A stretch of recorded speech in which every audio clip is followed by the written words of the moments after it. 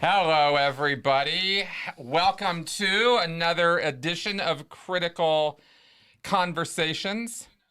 Yep, looks like we're good live from Denver. It is Friday night. Hey, critics. Hey, everybody. How you doing? Hello. It is time to be joined by my beautiful wife, Melissa. Hello. And we are doing Critical Conversations for this Valentine's Day weekend. So we have decided, hey, everybody. Excellent. Thank you, Xenu. And by the way, I might have gotten something in the mail today, and I might want to thank you very much for that. Okay, so that being said, hey, Stephanie. All right. Hey, guys.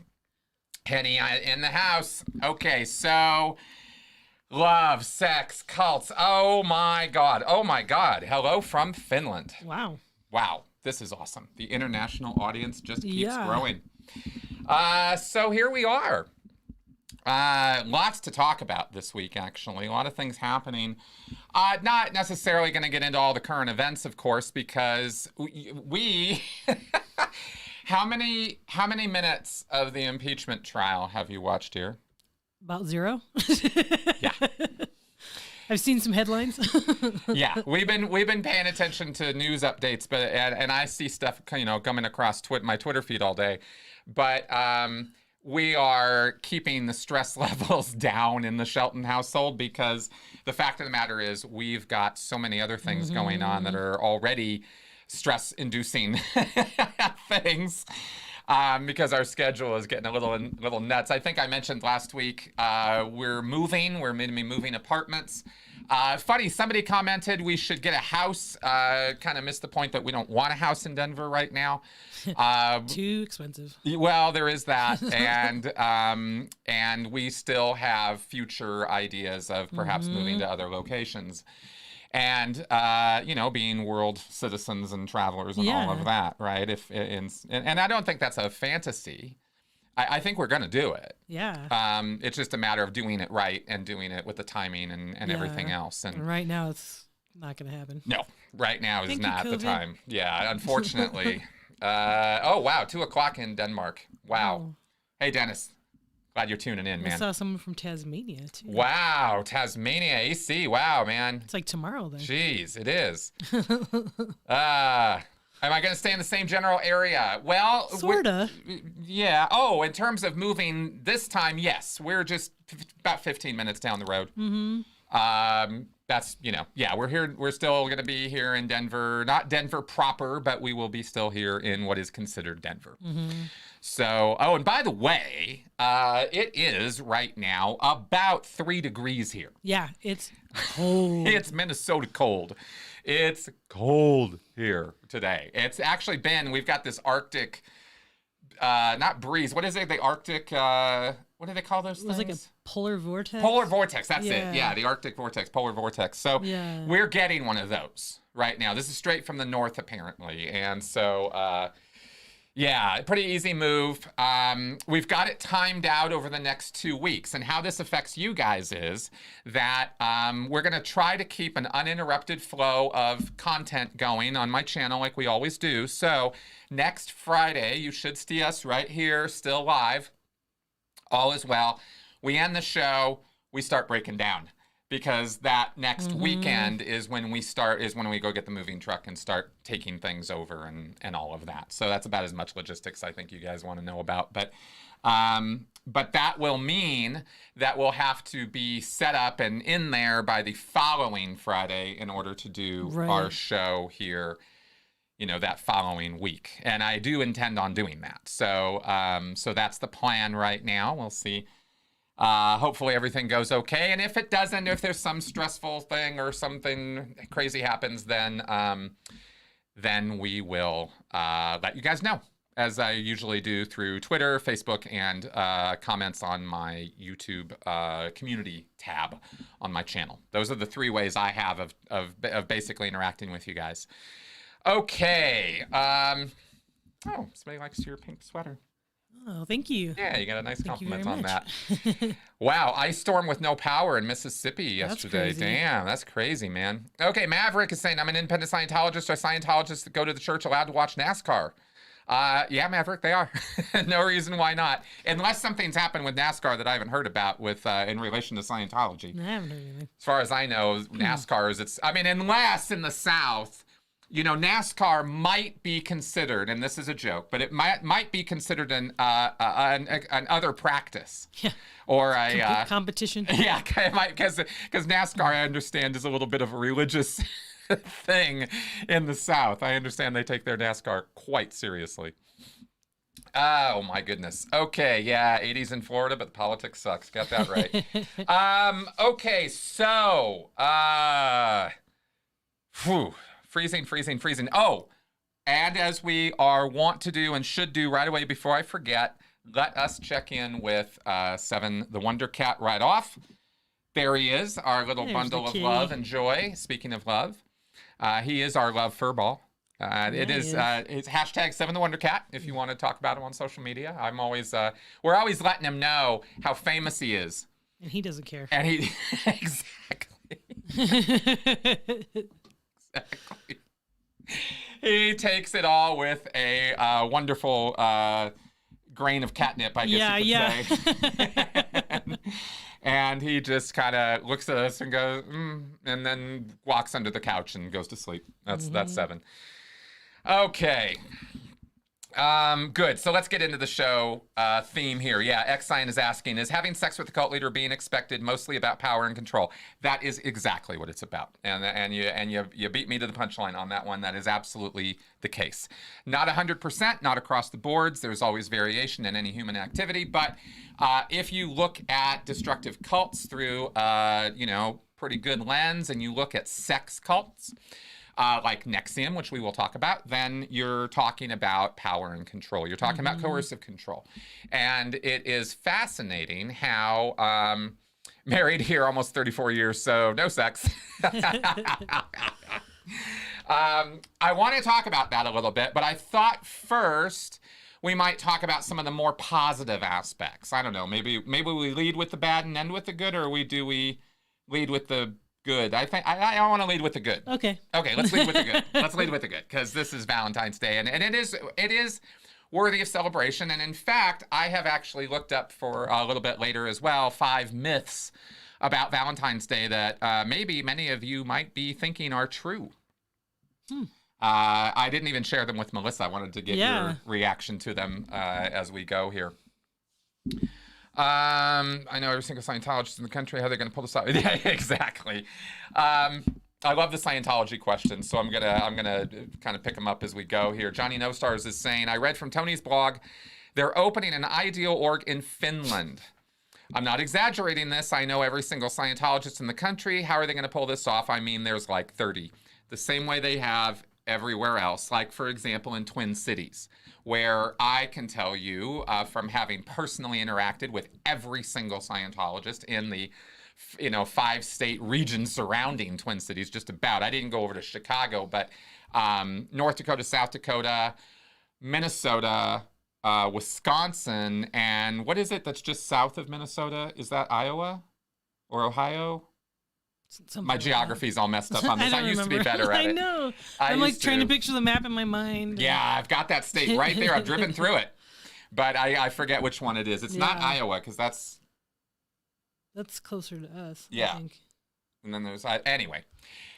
In that area, regardless of what those areas are called, I'm proudly displaying my geographic ignorance right now. You have about 90 active Scientologists, and that's when I left, which was like, what, 8-9 years ago, right? 2012. So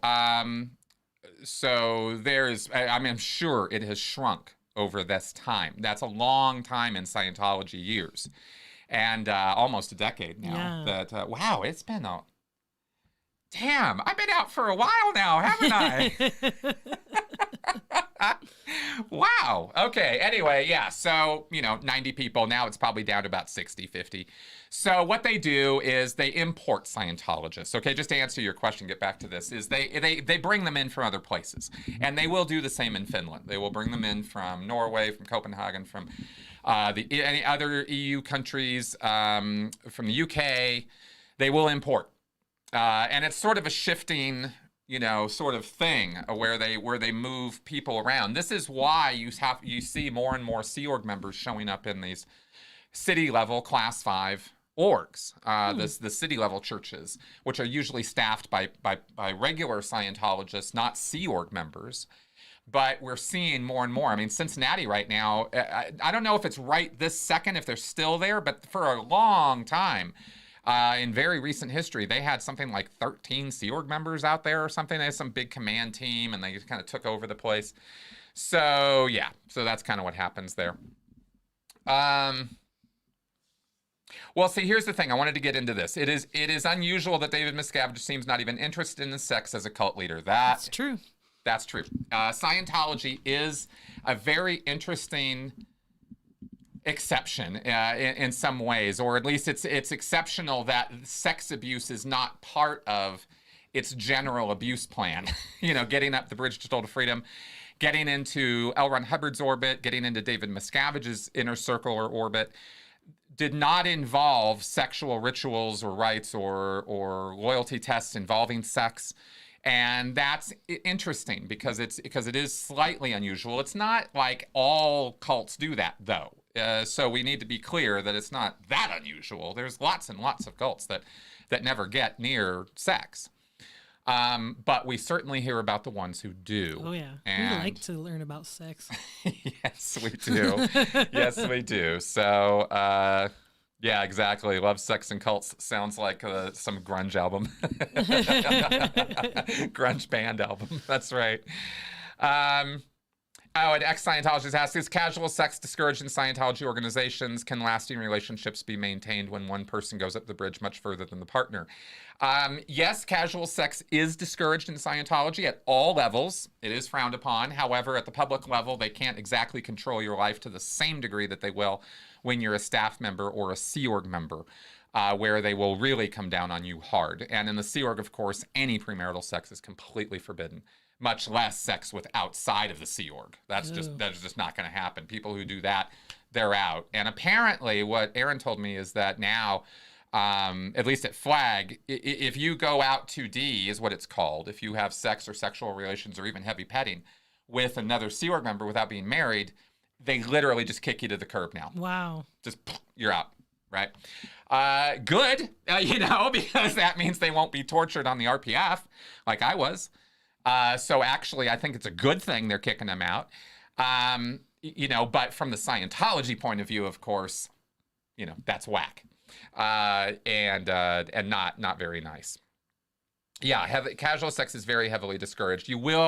It depends on the area and it depends on the people involved. It's a bit arbitrary, but in Scientology, you will generally, if you are sleeping around or, fairly loose that way, I guess, whatever words you want to use for it, if you exercise your sexual freedom, in other words, they will probably end up having words with you. You'll probably end up in front of an ethics officer going over some policies. Hubbard talks a little bit about it in the Way to Happiness book as well, about staying constant and that sort of thing. Okay. There was another part to that question that X-Cyan asks that I think I missed. Let me just... Oh, there it is. Oh, that's right. Can lasting relationships be maintained when one person goes up the bridge much further than the partner? Yes, but very rare. Very rare.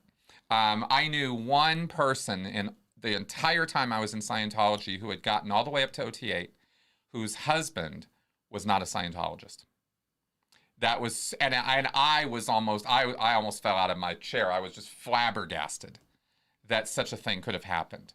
It totally, I almost wanted to sit her down. I didn't, but I almost wanted to be like, what the fuck, right? I mean, I was like, what? And I think to other staff, I was saying that. I was like, what? They still go to church? What? Because they were going to his church on Sundays. That's why she couldn't come to something. Yeah, because she can't come to this event on Sunday, this fundraiser, because she's going to church with her husband and was apoplectic. Oh, what? Yeah. And then I actually talked to her about it, and she was like, yeah, no, I get it. I understand it's weird, but, you know, it is what it is. Mm-hmm. And she wasn't really interested in me judging her over that, which was pretty ballsy, but she was OT8, so... Yeah. She'd paid her money, she'd paid her dues, and she wasn't interested in being second guessed about it. So there you go. Yeah, hey honey, it's just bodies. Yeah, exactly. Okay, so yep, all true. So let's talk about, for just a second at least, let's talk about love. Okay. Let's talk about good love. Yeah. Let's talk about happy love. I like to think that we have a happy marriage. Yes. And I like to think that we are madly in love, because I certainly am. Well, me too. Yes, I think that's true. And we love love. Yes. I like love a lot. Love is a wonderful feeling. Romantic love, friend love. Yeah. What are your thoughts on this? I was asking you to think about it a little bit too. Yeah, I think there's so many different kinds of love and ways to love and show that you love. You know, not everybody shows their love exactly the same way. You know, like we were talking about before, it's like some people need physical love, people need quality time. You know, people fix your car to show you they love you, you know, stuff like that. Yeah. Yeah. You know? Yeah, in fact, there's no right way. I mean, there's wrong ways, I think, to love, but there's not really an official only this way, you know? Exactly. And that's the thing. Love is respect. Love is admiration. Love is awe. Love is, in an extreme sense, love becomes fervor. Yes. But in the, you know, perhaps in a lesser degree, it is the, I think I like this idea. This is not, I don't think this is anything specific to Scientology, but it's something I sort of learned in Scientology is it's the idea or manifestation or desire to share the same space as someone else. I like that. And I do too. I've always liked that idea. You know, Hubbard was someone who,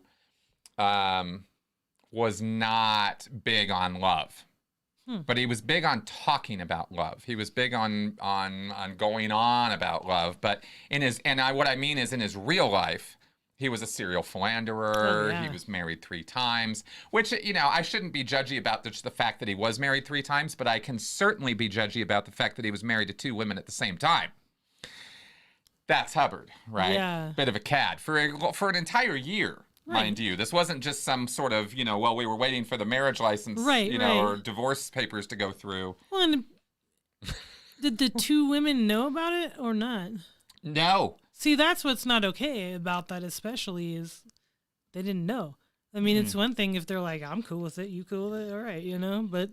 Exactly. I mean, consenting adults and all that, but no, that's not the case. It was bigamy. Yeah. It was flat out. You know, he abandoned his wife up from Seattle, up in Washington, and then married Sarah.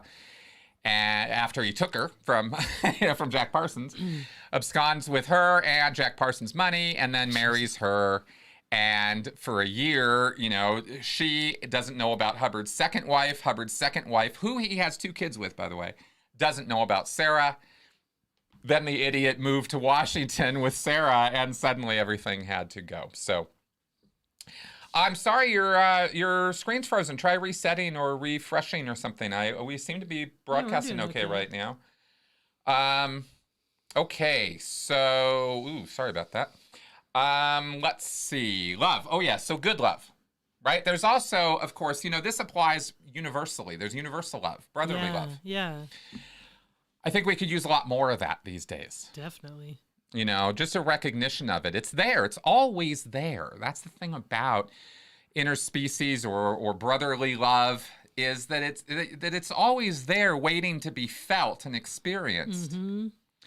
And somehow we well, some people think it's a dirty word or something, but I don't really want to focus on that tonight. But I just think that we could pump this up a little bit more. It doesn't seem like this has been getting a lot of messaging for quite a while, is kind of what I'm sort of thinking. Yeah, love your fellow man kind of thing. Well, kind of. Yeah. You know, kind of. I mean, there's this thing with globalism and the globalists and the, you know, and all these one-worlders and this kind of crap.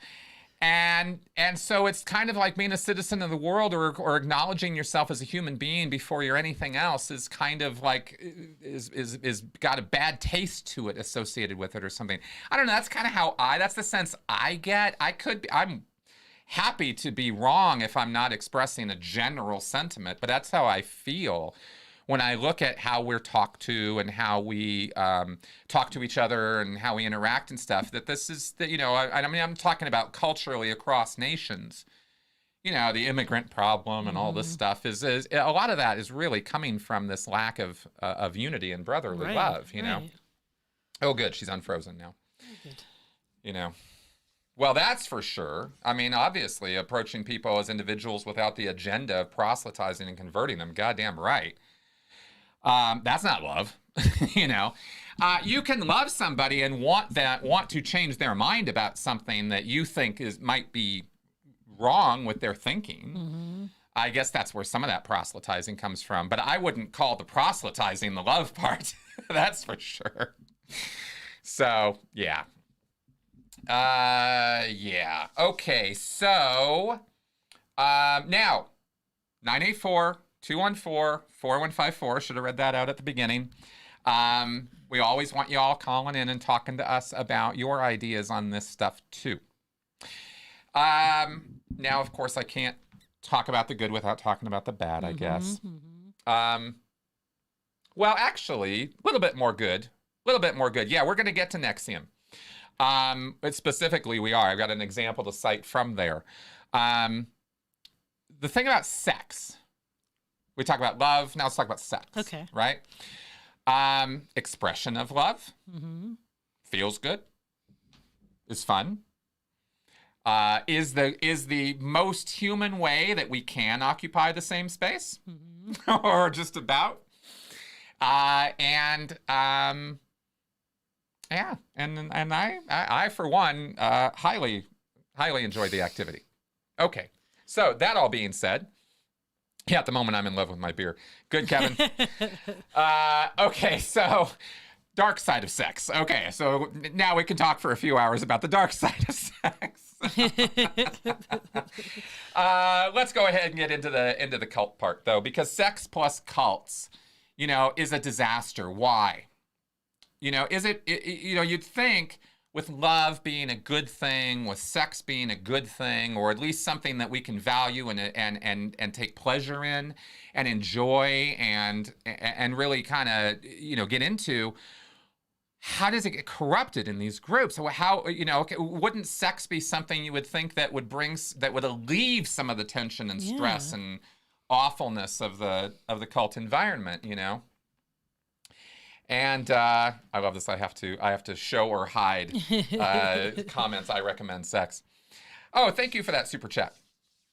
Oh, well, we will. I will answer that question in a few minutes. Okay, so when it gets combined with cultic behavior, it is so basically inappropriate. Maybe that's how I'll start this. Right? It's inappropriate. It doesn't fit. It shouldn't be part of the picture. Pretty much ever. You can go back to groups that started in the 60s or 70s in a more free love kind of environment. You have groups like the Family, which was the flirty fishing, where they would actually grow their numbers by sending young women out, sometimes minor women. Girls, in other words, minor women, yeah, girls. And they would have them have sex with people who were potentially new members in order to attract them and wrangle them in and bring them into that. So that's bad. Yeah, and on every level and for so many reasons, which we can see. But what I wanted to comment on about this is the codependency factor of it, because this is part of, well, it's right on to some of the stuff I'm studying right now, or I'm getting into studying. And the uni program, we're now into the second trimester, and we're studying about recovery from destructive cults, and we are recovering cults in different contexts and the way that different situations, political, social, even gender, I mean, different cultural milieus and situations create different aspects of cultic behavior, which is fascinating in its own kind of little study. So that's what we're studying this trimester. And so the codependency aspect of this is part of the coercive control. I've talked about cults. I've reduced, sort of reductio ad absurdum, cults down to an abusive codependent relationship. Right. That is a pretty good way of describing it at a micro level. And oh yeah, no, I'm not going to get into that tonight. Maybe at some point, but I'm going to have to do a hell of a lot more research before I'm going to start talking about the gender identity movement. So on this point, though, just in general with cult leaders, what you have with sex is you have sex that the followers believe will bring them closer to their leader if they do it, but it's more about control. And why or how? Well, it's domination. Mm-hmm. Right? Cult leaders need to dominate their followers. Now, the codependency is that the cult leaders need the followers, and so they have to convince the followers that they need the cult leader, and generally the dogma and the messaging and mantras and all that accomplishes that. But when sex gets added in, then you have you're amping up the codependency factor even higher, because now there are biological imperatives and there are emotional components that come into play when sex is involved that don't come into play prior to that. There's all kinds of crazy stuff that can go on up until that point, but you add sex into it, and it's basically like throwing a piece of dynamite into the stew, right? It's a whole new level, yeah. Exactly. And that's where things get a bit nuts, right? The other thing about this that can make it so confusing and weird, and truly, I say inappropriate. I'm going to keep using that word, even though there's probably a stronger word I should be using. But there's another factor here, and that is a moral or ethical factor too. Sex is usually about love, romantic love. But for cult leaders, it's about power love. And it's about, cult leaders have the moral high ground. Always. That's why they're the cult leader, because they have the ethics and morals. Oh, cool. We got a call coming in here, so we're going to get to that in just a second. With the moral high ground, then you have an act happening or continuing, sex. Mm-hmm. But it's not a romantic relationship in the same way that, it's a different a marriage. There's not the equal power. It's not equal. Bingo. That's it. That's where I'm going. Right? Is it can't ever be an equal relationship, or there can't be parity, and so the person, the follower. And it doesn't, and this is regardless of gender. I'm sure everybody's imagining right now a male leader and a female follower. It works both ways. This is not a gender-specific thing. I will go that far in talking about gender tonight. This is about power, and it's about influencing people. It's about having undue influence, and sex adds in an incredibly powerful undue influence component. So that's my little monologue on that right now. Let's take this call.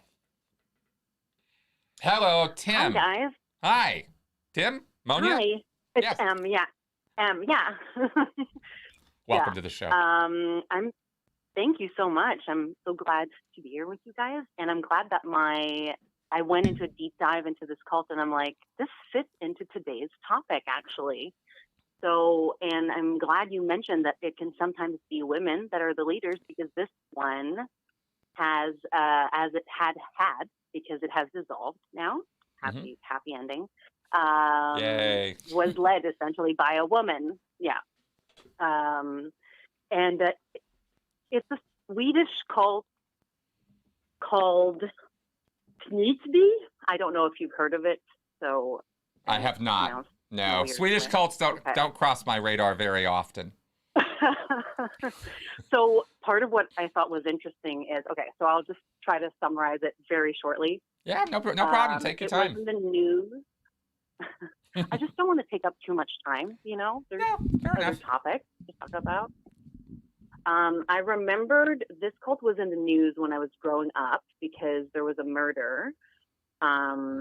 And it turned out that one of the pastors had coerced the woman he was having an affair with to murder his wife and to try to murder like a bunch of other people, but only one person was killed.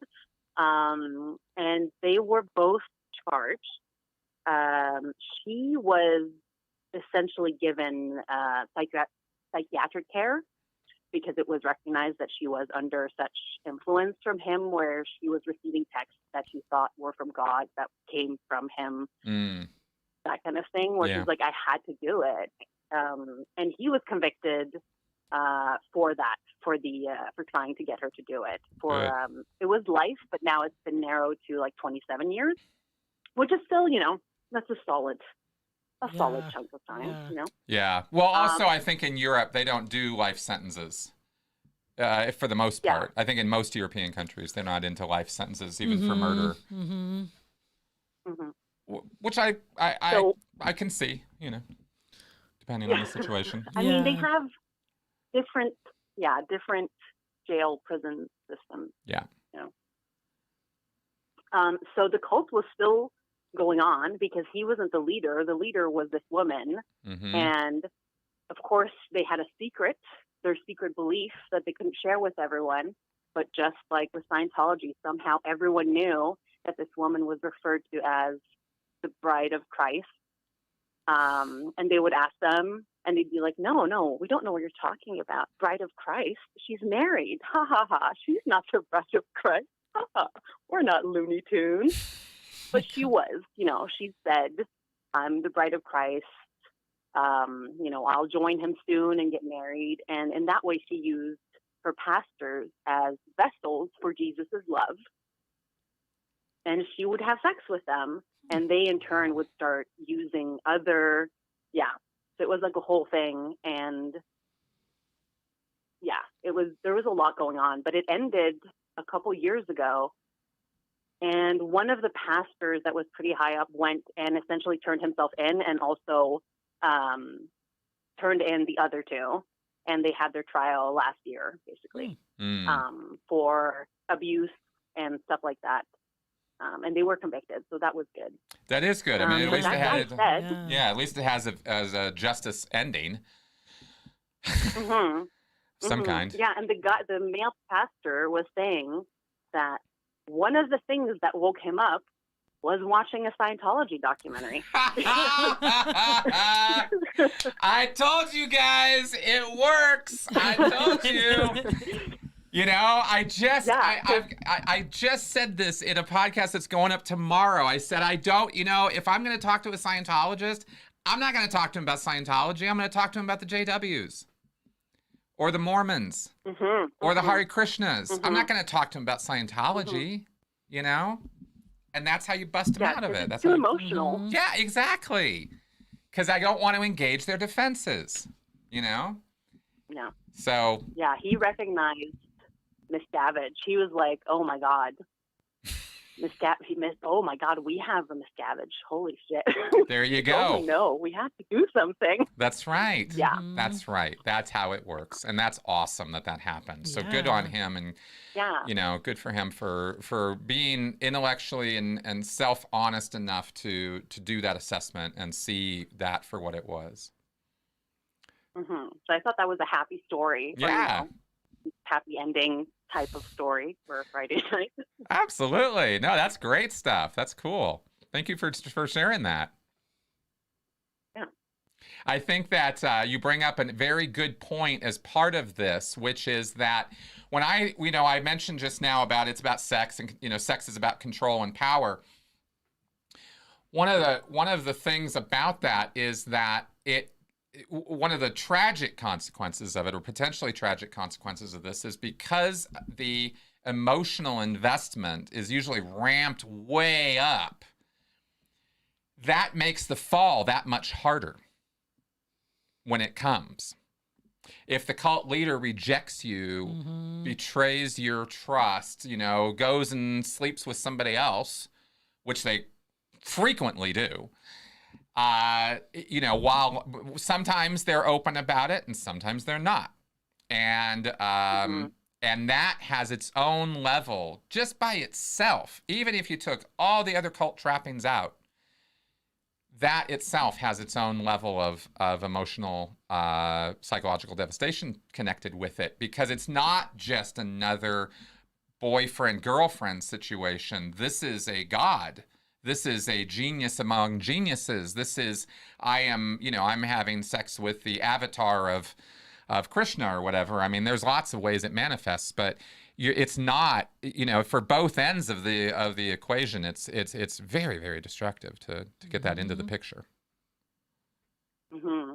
I feel so bad for this Bride of Christ, her real life husband, who, was told, well, you can't have sex with your wife because she's Jesus's bride. But she assigned someone else for him, so that was all good until she decided that woman should be with someone else. And then he was, left alone. He is also out of it all and speaking honestly about everything. Oh, wow. So Good. Well, as you mentioned, this does have the happy ending of this group having dissolved, and that's really good. That's really good, because we don't like it when they persist. Anyway, but hey, thank you for sharing that with us. That's good stuff to know about. Yeah, my pleasure. Yeah. All right. Well, talk to you again soon, I hope. Yeah. Bye. Bye. Awesome. That was fun. Yeah. That was interesting. Okay. Here we go. David, do I have your name right? Hello? Hello? Oh, there we go. Hello. Hello? Hi, can you hear me? Whose name are you talking to? I'm not sure. Did you call into the Critical Conversation show? Yeah, I just thought I heard you say David. Oh, well, that sure was the caller ID name that came up. I'm sorry if I... Oh, okay. I'm always asking. Yeah, I should put a bigger question mark on my name calling. So, what's your name, and welcome to the show. Thank you. This is Anne again. I called you a couple weeks ago. Hey, Anne. Okay, good. Hey, how are you guys doing? Good. Pretty good. How are you today? I'm doing well, thank you. Awesome. And I think your topic is really interesting. I remember hearing you talk about relationships and significant others, and how that can influence to both stay in a cult and to get out. And so that was very interesting to me. Yes, absolutely. Yeah, I was wondering, I think I had told you that I was raised in a fundamentalist cult, and the reason I got out was actually because of kind of love. Oh, yeah? What happened? Well, I was a teenager, and when I was in high school, of course, like most girls, I was boy crazy. But in the cult, you're only allowed to date. I was only allowed to date someone who was Christian, and they had to be pretty strict Christian. Mm-hmm. So the cult was pretty small, and I was not attracted to any of the boys in the cult. I went on to homecoming with one of them, to this homecoming that didn't allow dancing, which was kind of weird. A homecoming dance that has no dancing. That's awesome. I know. Yeah, it was great. So I did go out on dates with some of the boys in the cult, but you know, when you're sitting next to them in the movie theater and all I could think was like, don't touch me, then that's not someone I was interested in. So, and then the other thing in high school is I dated a boy from my high school, and they asked if he was Christian, and I said yes, but I was actually lying because he was Catholic, and I was taught they're not Christian. And they're not real Christians. Exactly. No real Christian would bow down to a pope. Yeah. I know, right? Right? Yeah. Anyway, I just thought that was kind of funny looking back. But so what happened was I had gone through, you know, I didn't like any of the boys in the cult. And I was at a high school friend's graduation party, and I saw this guy across the room, this tall, dark, handsome guy. And I just felt drawn to him, but I didn't say anything to him. So I told my friend, and apparently he had thought the same thing, and he showed up at my work. And so we started hanging out that summer, and it was the summer I graduated, so I had more freedom. And so one of the people in the cult that was my age, she saw me out with him, and she tattled on me to the cult. And the problem was they thought he was, well, his parents are from India, so he's Indian. And of course, they assumed he can't be a Christian. We don't know him. He's a heathen. So they sat my family down, and they had to have a meeting about how horrible I was, out of control. And that's what got me out of the cult. I never went back. I was so humiliated by that and just couldn't believe it. Well, there you go. There's your emotional trauma, you know, busting you out of it.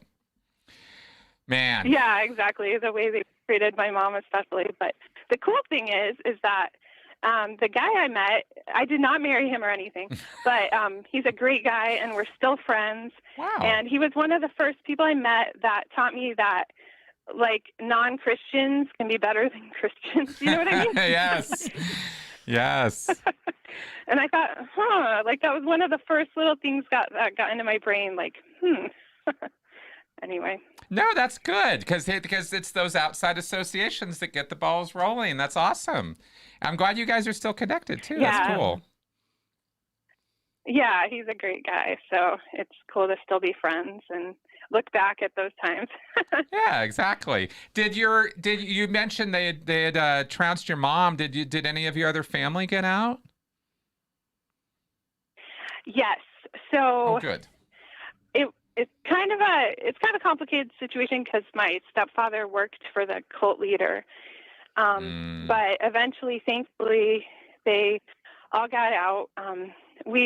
Unfortunately, I don't have this, like, we don't have the same beliefs anymore. Like, I have differing beliefs in my family, which I don't think they're too cool with if they knew. So there's that, but at least thank goodness they're out of the cult.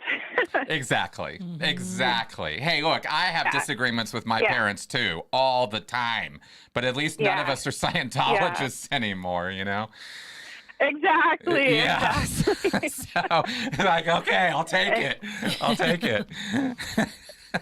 Yeah, for sure. Awesome. Awesome. Yeah. The only other thing I wanted to ask, you guys don't have to tell, but Melissa, I was just curious. I'm sure you've probably talked about this on other shows, so I understand if you don't want to, but I was curious how you guys met. Oh, yeah. We met at this place called the Secular Hub in Denver. It's basically for people that, you know, don't really have religion or anything, and they want to hang out and have community. So that's where we first met. Yeah. Yeah. But I'll tell the more full story. Yeah, I'll tell the more full story because that is where we met. Okay. But that's not where we started dating. Okay. Yeah. Because what happened was we met at the hub. Yeah. But then we didn't really hang out or see each other a whole lot for a while. And then a mutual friend of ours was doing open mic comedy and invited both of us independently to come watch her. And so we ended up together at this show watching her and hanging out and drinking and having a great time. And then I was like, I kind of want to go out with you. And you were kind of like, yeah, maybe not right now. I had just gotten out of a relationship like a month or so before. Yeah. Literally. She was just off of one for like a month, right? And I was like, okay, cool, no problem, right? And so then we were friends for couple weeks.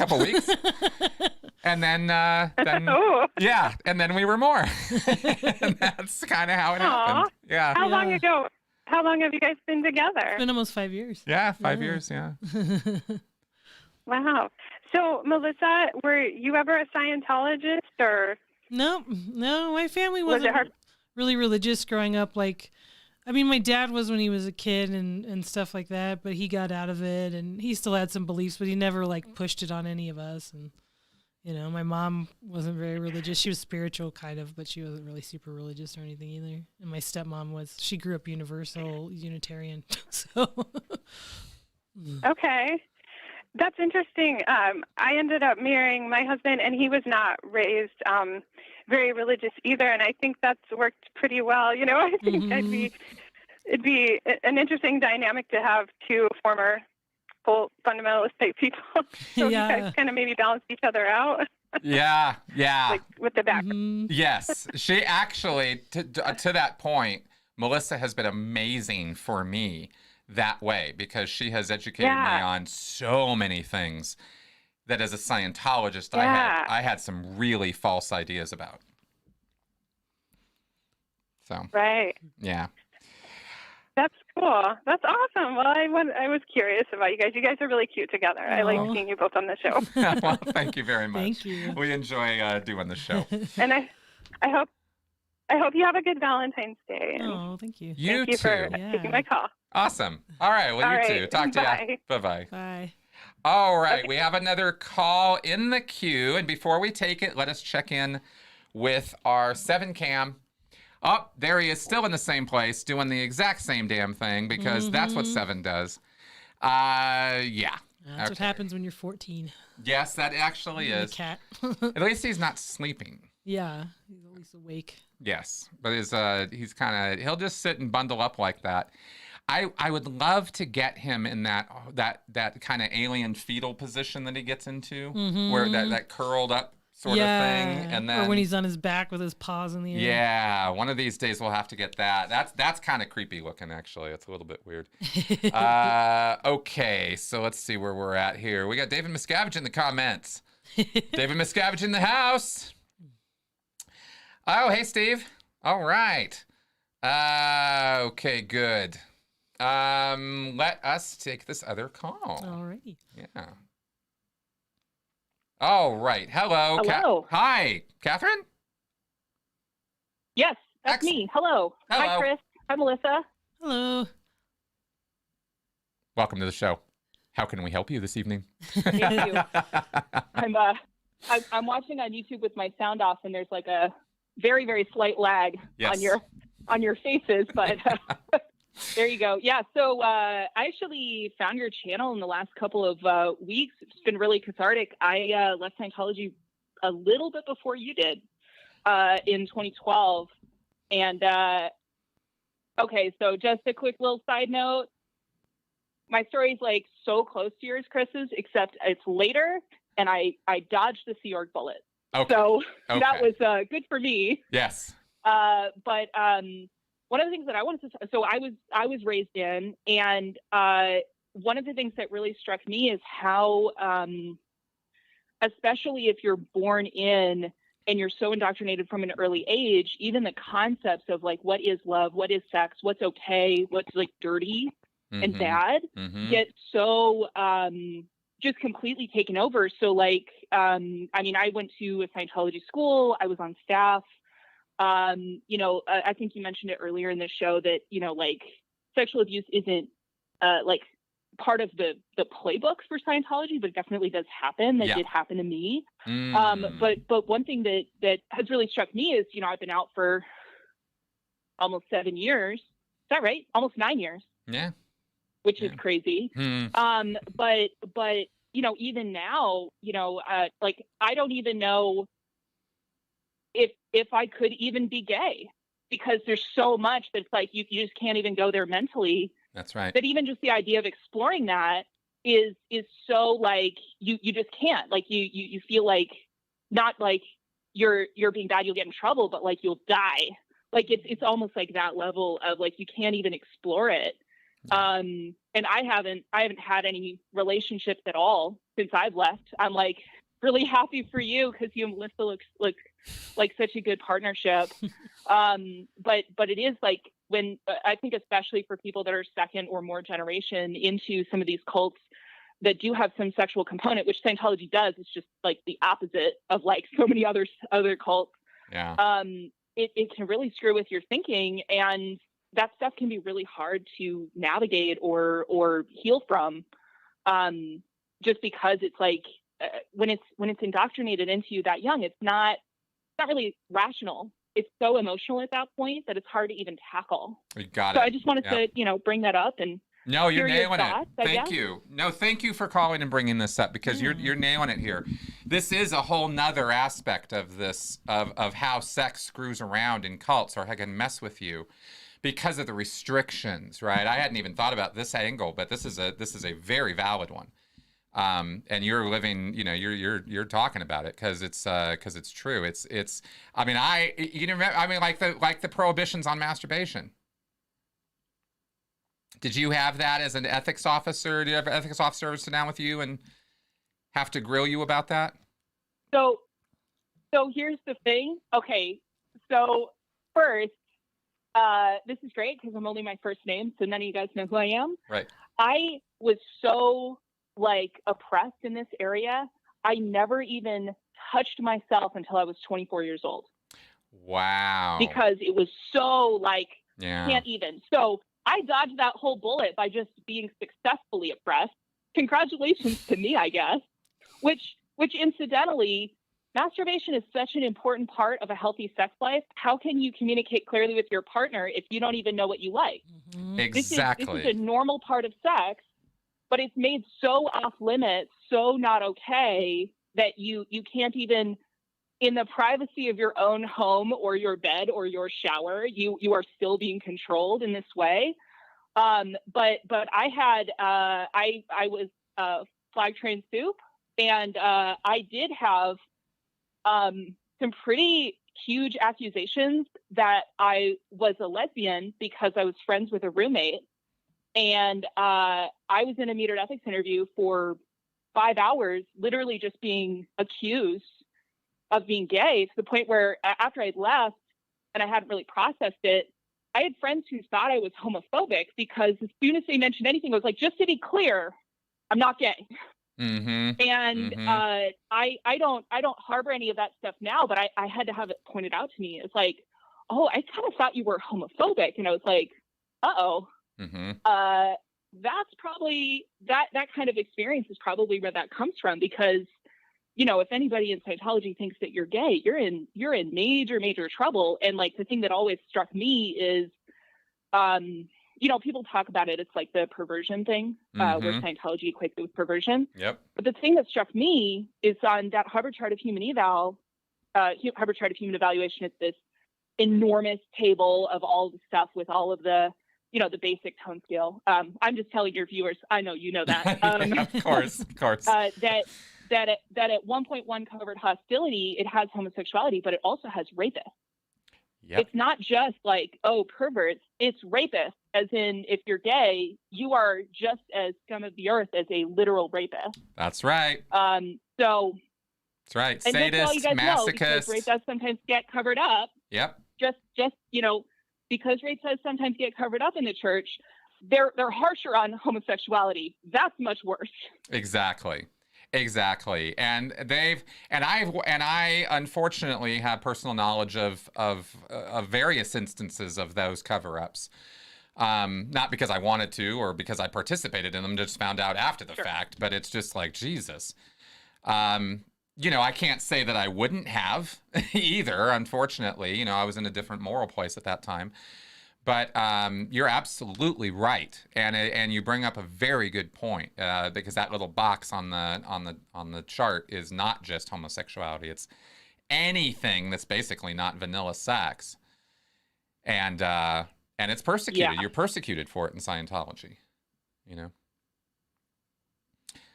Absolutely. Yeah. I mean, I have run into people in Scientology who even they couldn't come out and exactly say this because it wouldn't somebody would go, well, where's the reference on this? But where they even kind of went like, it's not really okay to even have sex for pleasure because it's supposed to be about impregnating and having babies. Oh, wow. Did they push that on you? And that's like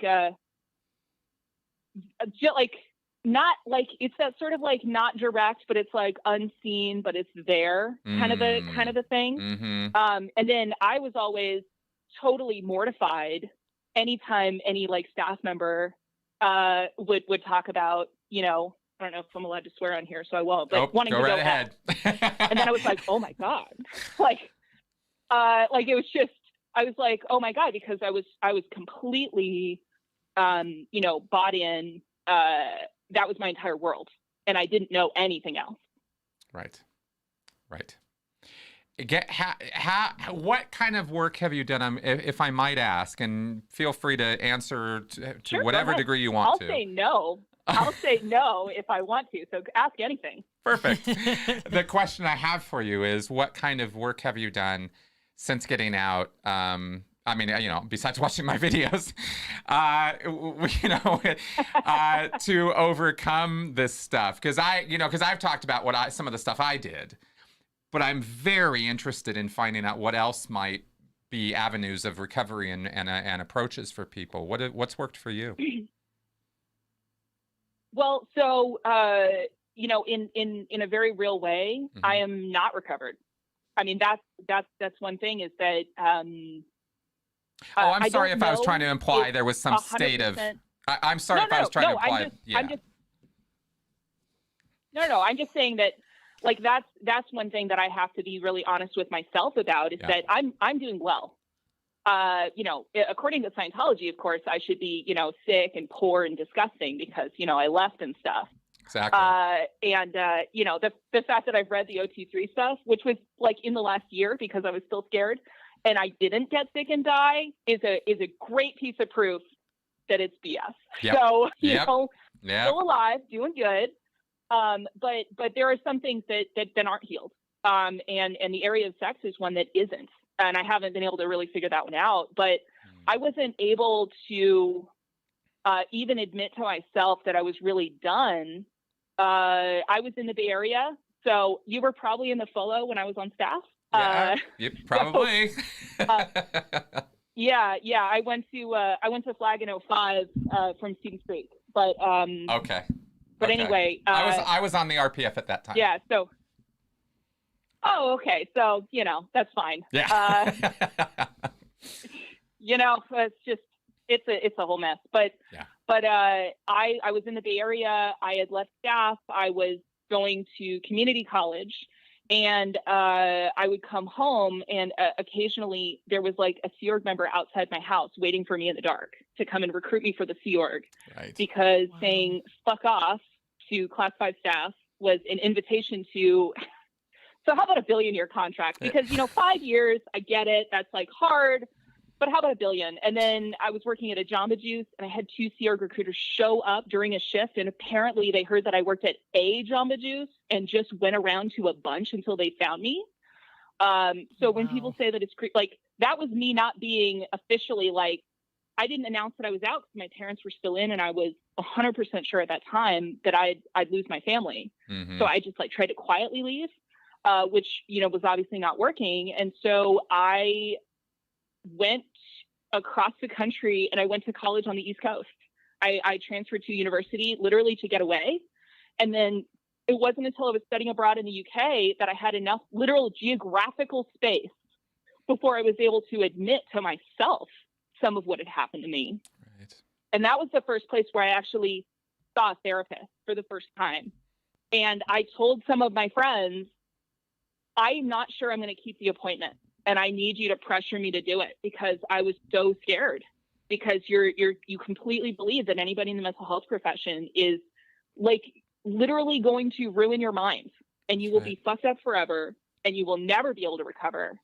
So it's like, this is the point of no return. That's what you believe. So I did see a therapist there. And then when I got back to the East Coast, I saw a therapist there, which wasn't like as good, but then it wasn't as good of a fit. Mm-hmm. And then I had something happen in my life I forget what it was, but I was really like in crisis.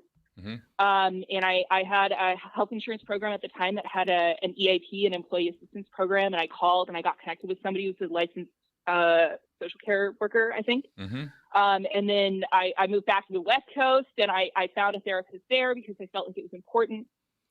So, you know, I've been off and on. Mm-hmm. And I definitely have times where like the brick walls go up and I'm not vulnerable.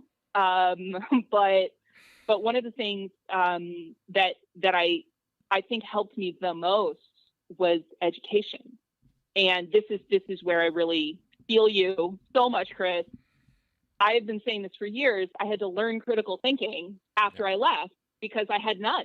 And I didn't even know it was a thing until I was in college. And it's like, oh no, this is a thing. You need to do this. And even just that, like it builds. And that's one of those skills where, you know, once you start opening that door, once you start practicing it, you start to put things together and you start to think about stuff. You start to go, yeah, all the way through college. I mean, like I looked up words I didn't know, but I didn't clear words. Right. And I did fine. And sometimes you're studying late at night and you're going to yawn because that's what human bodies do when they're tired. Surprise. Yeah, like as it turns out, there are some normal things that happen. But I think that critical thinking is really, really key. And then finding ways to come at it from a different angle, like addressing it head on. I would just, like my walls would just go up. And so it had to be with space. It had to be, you know, something sort of tangential that sort of opens it up. Yeah. And I've sort of looked at it more like onions. So like I'll get through like a layer, and sometimes there will be tears. And then it's like, okay, like there's a membrane there. I don't have to go. And sometimes I start on a new layer without realizing. Yes. And I just got to go, okay, I guess there's more. That's right. Go. Mm-hmm. That's the ticket. That's how it works. It is a great analogy, and the scary thing, at least for some of us, I guess. Well, I don't know, maybe all of us. I didn't see it coming as clearly. You know, I've done a lot of work. You've clearly done a lot of work. We've been working on this, you know, and that's good. I'm really happy to hear that you have done the work that you have. You can still, I had some shit happen this last week that just really threw me for a loop. From my uni studies, there was just some pressure and I was just kind of not reacting well to it. And it was very Sea Org-esque, and I did not see that coming. That really, you know, nothing wrong with the university studies. Don't get me wrong. That's not the point. That's just the thing that triggered it, you know? Right. And that happens. That can still happen. So it's a wild ride, recovering from this stuff. But it sounds like you're doing all the work. I've definitely had that. Yeah. And it sounds like you're doing the work. You know, yeah, I think the other thing, you know, that is one thing that I think is really important is to give yourself permission and not have your shit together all the time. Yes. Because in Scientology, I'm staff, and I can I think that some Class 5 orgs are like trying to be like the Sea Org, and so I had a particularly bad experience. But I know for a fact that I am lucky that I did not actually arrive to the EPF at any point. That was good for me. That was a good call. Yep. Not that I was necessarily making it in the moment. Yep. But there's so much pressure to always be okay, to always have that front, to you know, have good PR for the public. That's right. And that kind of stuff, it becomes automatic. You're not inspecting it anymore. You're not doing it on purpose. And that can be a huge barrier, I think, to recovery. And it doesn't have to be like you were in Scientology. It could be anywhere where there's this pressure to be okay all the time. And it just becomes a habit. And so you're not being vulnerable. You're not necessarily being honest with yourself because it's too dangerous to even let yourself think those things or question things or whatever, because your whole worldview gets, you know, all topsy-turvy. Is giving yourself permission to not have your shit together all the time, to feel like crap, to not behave perfectly every moment. You know, I think that's a big part that I had to learn. That was not easy. Big time. You know, if you want to email me, we can correspond. I would actually really like that. I think I would too. I think we should do that because I'd love to compare more notes with you. Yeah. Awesome. Absolutely. And, we could go on forever, but it would be off topic. So, yeah, we're already off topic. we're going to wrap up. And this show is not about topics, so it's okay. So I just throw these topics out there to give me an excuse to have something to talk about until people call in. Sounds good. Yeah, absolutely. Well, we'll talk more offline. Awesome. All right. Talk to you. Thanks for calling. Right, bye-bye. Bye-bye. All right. Good deal. Wow. So similar in so many ways. Mm-hmm. She nailed it on that one. And also really good points on the topic, by the way. I hope y'all were paying attention because that was a lot of stuff. And I am going back to this cult tour. Okay, thank you for reminding me because I did not forget about that super chat question. Now, Aaron and I actually already kind of talked about this in our podcast last week. So let me please ask you, did you see our podcast last week? Because we did talk about this in some detail. But if you haven't, I will say here that I thought it was awesome. I think the idea is awesome. This is a tour that they have arranged to do of the Scientology properties, in Clearwater. Oh, huh. By a guy named Commodore Obvious. Not a Scientologist. This is not a Scientology activity. Okay. So it's a Clearwater guy taking people on a sort of parody tour of the Scientology-owned facilities. Nice. This is the advanced org. This is where they do this. This is this place. This is where they do that. And it's a funny, fun, sort of way to pass time in Clearwater and learn something about Scientology and have some fun doing it. So that's what that tour is about. And I think it's a great idea. And I believe everybody else connected with it does too. I mean, I think Headley's even talked about going out and doing it too. So I have not checked out the website. I will have to, I'll have to check that out. Observing the obvious. Yes, exactly. No, we are not going to watch NASCAR. Nope. On Sunday. No, we will not be doing that. It is guaranteed that will not be happening in the Shelton household. Somebody also earlier was asking about what I meant by vanilla sex. And I don't know. Missionary position. Right. That's it. Sex is for having babies, right? Vanilla is just, and it's not like Hubbard, fucking hypocrite. It's not like Hubbard lived those words. Hubbard was a dog. I mean, just absolutely a dog. Anyway, but he put down this rule. He put down these rules or ideas that basically he didn't spell it out this way, but what he did say was, perversions, BDSM, anything in what do you call it? Kraft Ebing, I think it's some sex researchers.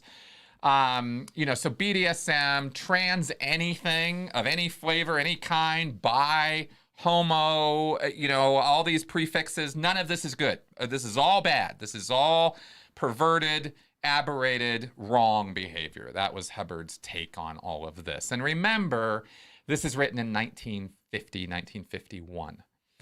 So the moral code of society at this point was very different from how it is now. But Scientology can't change it, can't update it, doesn't amend it. They just live with it. So that is that. The podcast that we did is on this channel. It is the Sensibly Speaking podcast. I post every Saturday, and last week's podcast was an update on Clearwater with Aaron Smith-Levin. Okay, so we're going to get going here because we are over time.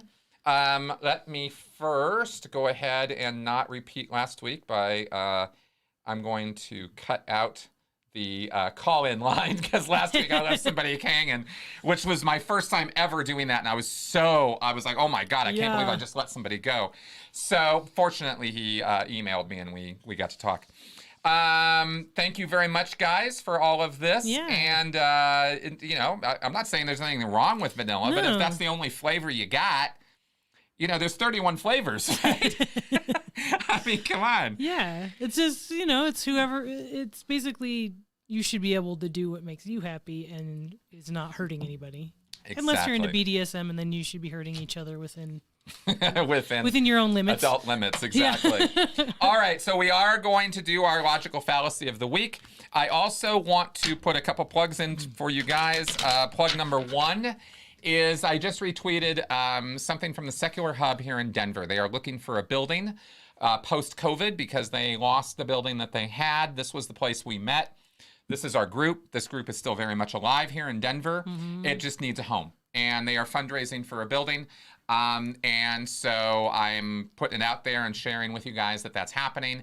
And if you can look up on my Twitter feed or check out, I think it's secularhub.com or something like that. Look up the Secular Hub here in Denver. And if you have the means, please do contribute to that because that would be really, really wonderful for the secular community here in Denver. That's what we're really trying to create is secular communities. Okay, and yes, that's right. Happy Darwin Day. Yes. That's right. I should have mentioned that. Yeah. Darwin Day. Yeah. Yeah. Charles Darwin's birthday, I believe. Okay. Our bias. This is going to be a bias card for this week. And the bias is called belief bias. If a conclusion supports your existing beliefs, you'll rationalize anything that supports it.